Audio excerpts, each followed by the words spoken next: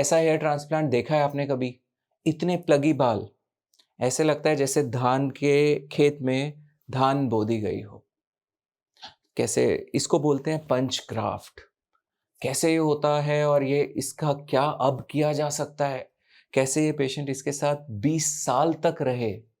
यही सब जानने देखने के लिए इस वीडियो को एंड तक देखिए, आप समझेंगे और कैसे एक नया जीवन मिला इनको जब इनके ये बाल करेक्ट हुए, ठीक हुए।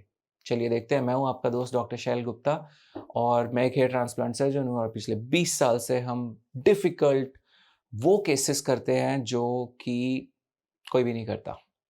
तो ये पेशेंट आप देख रहे हैं, this is a special type of hair transplant called punch graft. ये होता था आज से कोई 20-25 साल पहले और आप समझेंगे एक ट्रांजिशन था एफयूटी से भी इनफैक्ट पहले ये ट्रांसप्लांट का टेक्निक यूज़ किया जाता था जिसमें मोटे पंचेस, जिसमें कि तकरीबन 2 mm 3 mm के पंचेस पीछे से डोनर में से निकाल के लगा दिए जाते थे। जैसे आप इनके इसमें देख रहे हैं कि काफ़ी गंदे बाल दिखते हैं, गुच्छे में लगते हैं, बहुत सारे गैप्स हैं और साथ में डायरेक्शन तो ख़ैर वेवर्ड है ही, अजीब-सी है। तो ये बहुत अननेचुरल दिखता है, कोई भी देखता है तो पूछता है कि ये क्या हुआ? कोई बीमारी हो गई है क्या आपके सर पे?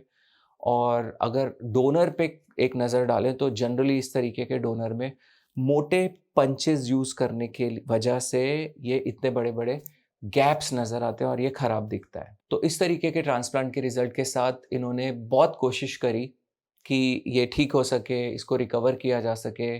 इन्होंने काफ़ी ज़्यादा दवाइयाँ भी कोशिश करी, ट्राई किए और काफ़ी सर्जन से मिले अक्रॉस द ग्लोब। ये इन्होंने बहुत जगह ढूँढा, करा, पहचान किया, कोशिश किया कि किसी तरीके से इसका कोई सॉल्यूशन मिले। बट ये बहुत चैलेंजिंग केस है, डिफ़िकल्ट केस है। शुरुआत में जब इनका ट्रांसप्लांट हुआ होगा तो ये पोर्शन में फ्रंट पे ट्रांसप्लांट हुआ होगा, शायद यहीं से बाल का लॉस हुआ होगा। पीछे की तरफ इनके बाल रहे होंगे बट हाँ, ऑब्वियसली पिछले 20 साल में over a period of time ये हेयर लॉस बढ़ता गया, प्रोग्रेस करता गया और खालीपन बढ़ गया, जिसकी वजह से अब यहाँ पर हमें एक सब दिख रहा है, खालीपन पीछे भी। तो अब एक चैलेंज था यहाँ पर इस केस में कि क्या फ्रंट को ठीक किया जाए, इन प्लग्स को निकाला जाए, इनको वहाँ पर फिक्स किया जाए, उसी जगह हेयर लाइन को रिक्रिएट किया जाए, डोनर जहाँ पर इतने ज़्यादा स्कारिंग थी वहाँ से अब इसका इस्तेमाल कैसे किया जाए। इसी वजह से बहुत सारे डॉक्टर से मिलने के बाद किसी भी डॉक्टर ने इनके केस को लिया नहीं, किया नहीं और ये इनको लगा कि शायद इसका अब सॉल्यूशन हो ही नहीं सकता और इसी के साथ इनको जीना पड़ेगा। पर हाँ, सत्या पे हम इस तरीके के केसेस को पहले भी रिपेयर कर चुके हैं और ये डेफ़िनेटली एक बहुत चैलेंजिंग केस रहता है। तो समहाउ इनको पता चला, ये किसी ऐसे व्यक्ति से मिले जिनका सेम प्रॉब्लम था और हमने उनको रिपेयर किया था। तो यहाँ से इनको कुछ हौसला मिला, ये आए हमारे पास, कनेक्ट किया और फिर हमने एनालाइज़ किया इनके सारे डोनर को। तो आप देखेंगे यहाँ पर जो 3 मेजर प्रॉब्लम्स इनके साथ थी, जैसा मैंने पहले भी बोला, पहला ये जो मोटे पंच ग्राफ्ट्स थे, अगर अब हम इनको यहाँ से निकालें, तो उस स्थिति में बहुत बड़े स्कार्स बनने की संभावना रहती है। दूसरा, अगर हम इन्हें ना निकालें, तो हम नीचे-नीचे के हेयर लाइन पे बड़ा ग्राफ्ट कंज़्यूम करते हैं, इसके नीचे हमें जाना पड़ेगा इसको कैमोफ्लेज करने के लिए और इतना पीछे का जो पोर्शन है, वो बहुत खाली है, तो हम उसको भरने के लिए ग्राफ्ट्स कहाँ से लाएँगे? तीसरा, जो इनका डोनर है वहाँ पर बहुत स्कारिंग है, प्लस जो रिसिपिएंट साइट है, जो बाल्ड एरिया पैचेस देख रहे हैं, इनके बीच में भी बहुत ज़्यादा स्कारिंग है। तो इस स्कारिंग को ऑब्वियसली जब ग्राफ्ट इसके बीच में प्लेस किए जाएंगे तो इश्यू रहेगा। अब एक और इम्पॉर्टेंट चैलेंज यहाँ पर था कि क्या टेक्निक का इस्तेमाल किया जाए, एफयूई या एफयूटी, और क्या हम ये सारी सर्जरी एक सिंगल स्टेप में कर दें और मेडिसिन्स का इसके अंदर क्या रोल रहने वाला है। तो जहाँ तक टेक्नीक का सवाल है, यहाँ पर अगर हम सिर्फ एफयूई टेक्निक का इस्तेमाल करते हैं, तो ज़ाहिर है हमें बहुत ज़्यादा बड़ी संख्या में ग्राफ्ट्स नहीं मिलेंगे। Strip surgery can still be done, जो कि एफयूटी, और वहाँ पर हम ना सिर्फ स्ट्रिप निकाल लेते हैं बल्कि ये जो पंचेज़ के बड़े गैप्स होते हैं, इस पोर्शन को भी हम रिड्यूस कर सकते हैं। ऑलरेडी डोनर में गैप्स हैं, बड़े-बड़े पंचेज़ हैं और अब बचे हुए पोर्शन में से अगर हम एफयूई निकालने की कोशिश करते हैं, तो ज़ाहिर है वहाँ पर और गैप्स बन जाएँगे। जबकि स्ट्रिप निकालने में ये भी पोर्शन जिसमें कि ये इतने पंचेस के गैप्स हैं, ये भी साथ में निकल जाने की वजह से अब स्ट्रिप निकाल लेने के बाद अगर आप देखेंगे तो डोनर में उतने बड़े पंचेस के पोर्शन नहीं दिख रहे, क्योंकि मेजर चंक जो पंचेस का था वो बाहर है। तो ये बड़ा इंपॉर्टेंट है। स्ट्रिप सर्जरी को रिपीट भी किया जा सकता है इसके बाद एक बार और, बट हाँ, बड़ा चैलेंज इसमें आता है कि स्कार बहुत थिक होते हैं, ये जो पंच ग्राफ्ट के स्कार है, और इनको कट करना, निकालना, सेपरेट करना और रीस्टिच करना काफ़ी टफ रहता है। तो ये चैलेंज हमने जब इनकी सर्जरी की तब भी आया, बट हाँ, एफयूटी सर्जरी से हमको तकरीबन 2000 ग्राफ्ट्स मिले, 2000, 2200, और लगभग 800 के करीब ग्राफ्ट्स हमने एफयूई से स्कैल्प से निकाले, जिससे कि टोटल हम जो अचीव कर पाए दैट वाज क्लोज टू 3000। ये ग्राफ्ट्स हेयर लाइन पर लगाए गए, इनके लेफ्ट साइड पे, पार्टिंग के साइड पर हमने यूज़ किए ग्राफ्ट्स को, और राइट साइड पे रिलेटिवली कम ग्राफ्टिंग की गई थी ताकि ये लेफ़्ट टू राइट उसको कॉम कर सके, कवर कर सके। हमने कुछ पंचेस एक्सट्रैक्ट किए जो इनके पंच ग्राफ्ट लगे हुए थे।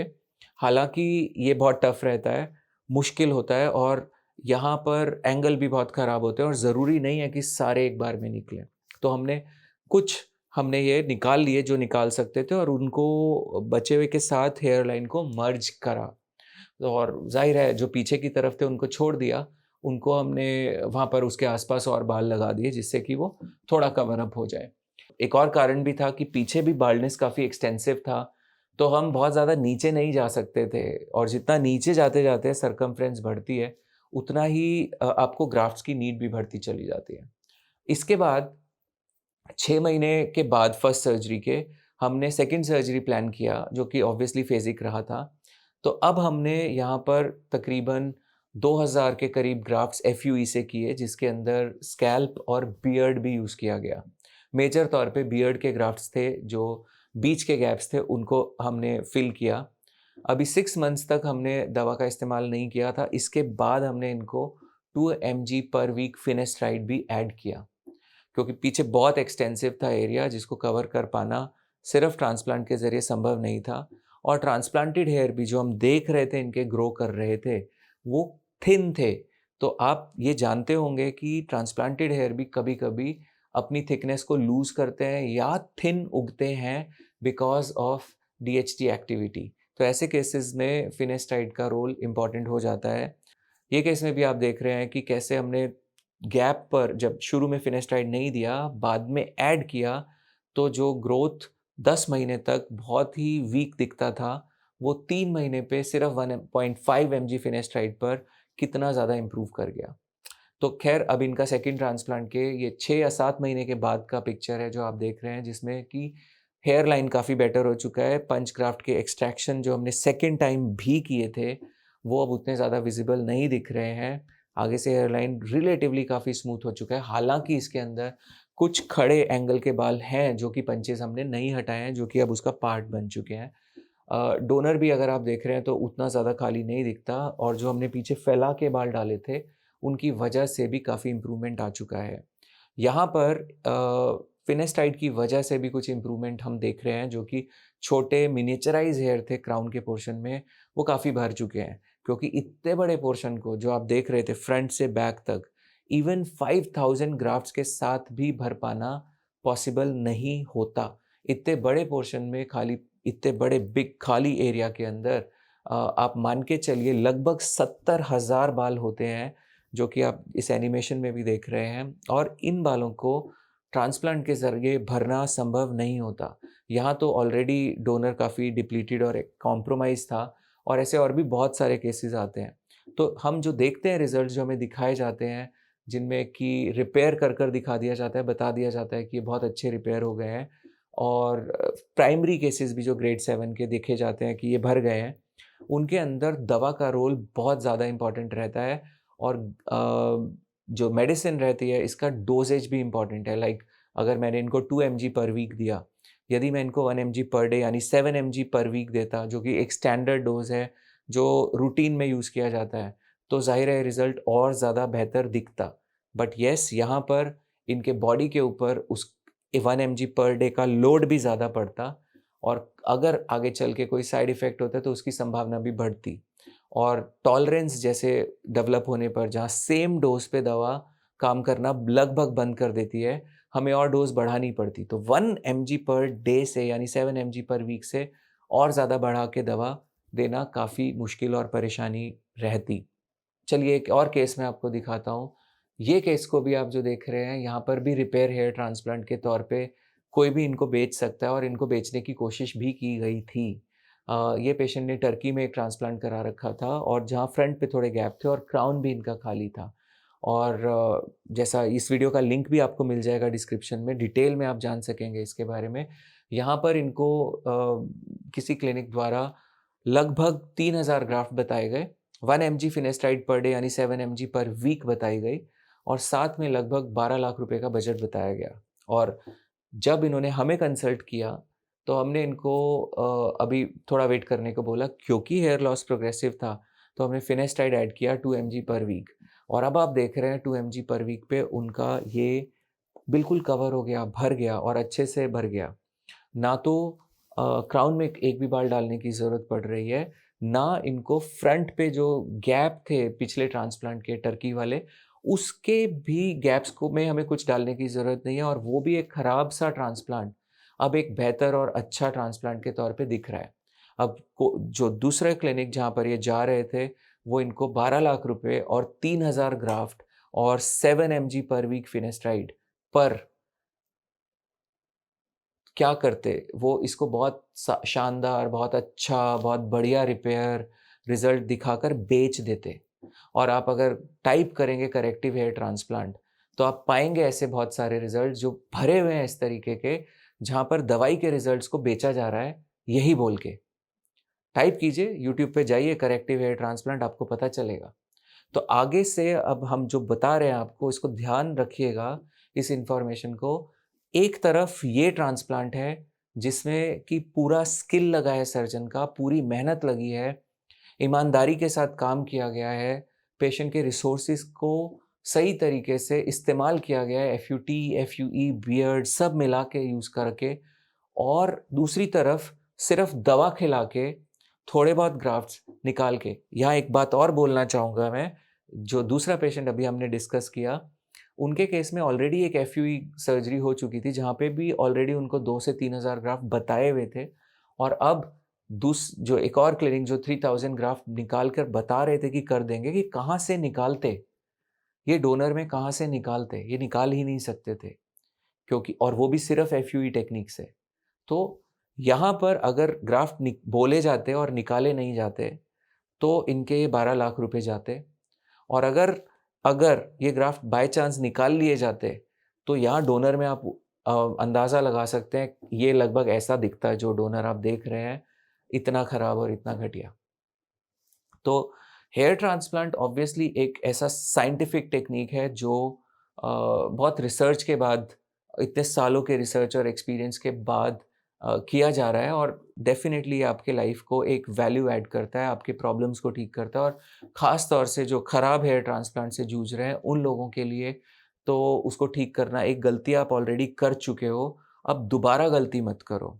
और ये जो करेक्टिव हेयर ट्रांसप्लांट्स हैं जिनके अंदर की दवा का भरपूर इस्तेमाल किया जाता है, और यहाँ पर एक वार्निंग और देना चाहूँगा, आप ये भी देखिएगा, ये मैंने अक्सर देखा है ऐसा होते हुए, कि जहाँ पर पेशेंट फिनेस्टाइड ऑलरेडी खा रहे हैं, या तो वो फिनेस्टाइड बंद कर दी जाती है ताकि वो वॉश आउट हो जाए और वहाँ पर गैप्स बन जाएं, और वो प्री पिक्चर को लेकर फिर एक बढ़िया ट्रांसफॉर्मेशन के तौर पे दिखाया जाए और तब फिनेस्टाइड दोबारा ट्रांसप्लांट के बाद शुरू करी जाए। या फिर ऐसे लोगों में हमने कई बार ये भी देखा है कि उनको ड्यूटास्ट्राइड पे शिफ्ट कर दिया जाता है, जो कि टाइप 1 और type 2 both 5 alpha reductase inhibitor है। तो उसके चलते रिजल्ट्स थोड़े एनहांस हो जाते हैं और वही फ्री का बाल फ्री का क्रेडिट, जो कि बहुत लोगों को आदत पड़ चुकी है, लत लग चुकी है, वो लेने की वहाँ से कोशिश करते हैं। पर बहुत ज़्यादा रिपेयर में आपके पास स्टेक पर नहीं है लगाने को, लिमिटेड रिसोर्सेज हैं। और मोस्टली ऐसे केसेस वो होते हैं जो ऑलरेडी दवा का मिसयूज़ या मिस इन्फॉर्मेशन का शिकार हो चुके होते हैं। ऐसे बहुत सारे लोग जो रिपेयर ढूंढ रहे होते हैं वो होते हैं जिनको बता दिया जाता है कि 6 महीने या 1 साल आप फिनेस्ट्राइड खा लो और उसके बाद देखेंगे, बंद करेंगे, छोड़ देंगे। आपका बाल्डनेस जीन डीएक्टिवेट हो जाएगा, ऐसा हो जाएगा, वैसा हो जाएगा। तो ये सारी चीज़ों से आप जब तक सँभालेंगे नहीं अपने आप को, अब तो फिर आप प्रॉब्लम में फँसते रहेंगे। तो ये पेशेंट जो मुक्तेश्वर है, इनका हमने जो है रिपेयर किया, इससे इनको एक नया जीवन मिला और ज़ाहिर है हमें बहुत खुशी मिली और ऐसे बहुत सारे और भी लोग होंगे जिनके ट्रांसप्लांट्स इतने खराब, इससे ज़्यादा खराब या इससे कम खराब होंगे। उन लोगों के लिए प्लीज़ एक रिक्वेस्ट है, अब की बार मोदी सरकार नहीं, अब की बार आप पहचान से, अच्छे से देखकर, समझकर अपने डिसीजंस लीजिए, ऐसे नहीं। अपनी पूरी रिसर्च कर कर इस बार क्लिनिक चुनिएगा और देखिएगा कहीं आप दवा के धोखे में तो नहीं आ रहे हैं। ये बहुत इम्पोर्टेंट रहेगा। और आप में से वो लोग जो अपने जर्नी को हमारे साथ तय करना चाहते हैं, इवैल्यूएट कराना चाहते हैं, नीचे डिस्क्रिप्शन में लिंक दिया गया है, नंबर्स दिए गए हैं, आप कनेक्ट कर सकते हैं, फॉर्म दिया गया है, आप भर सकते हैं और हमें खुशी मिलेगी आपके इस जर्नी का पार्ट बनकर। और दूसरा, इस इन्फॉर्मेशन को ज़्यादा से ज़्यादा लोगों तक शेयर कीजिए क्योंकि ये वो इन्फॉर्मेशन है जो हर कोई आपसे छुपाना चाहता है, पर ये वो इन्फॉर्मेशन है जो आपके लिए जानना बेहद, बेहद, बेहद ज़रूरी है। और यदि आप इसको जानेंगे, तो आप सिर्फ़ रिपेयर की ही नहीं, वो लोग जो प्राइमरीली अपनी सर्जरी प्लान कर रहे हैं कि भई हमें करना है अभी अपना ट्रांसप्लांट, ये उनके लिए भी एक सबक है। डिस्क्रिप्शन में लिंक दिए गए हैं, आप देखेंगे यहाँ पर फिनेस्टाइड दवा कैसे अफ़ेक्ट करती है चीज़ों को, कैसे रिज़ल्ट्स को हाईजैक कर लेती है। क्यों मैं फिनेस्टाइड को फिनिश इट राइट या फिनिश्ड राइट के बोलता हूँ, ये सब आपको इन वीडियोज़ के थ्रू गो थ्रू होकर मालूम पड़ेगा। कमेंट्स में ज़रूर लिखिए आपके एक्सपीरियंसेस, यदि आप एक खराब ट्रांसप्लांट से जूझ रहे हैं।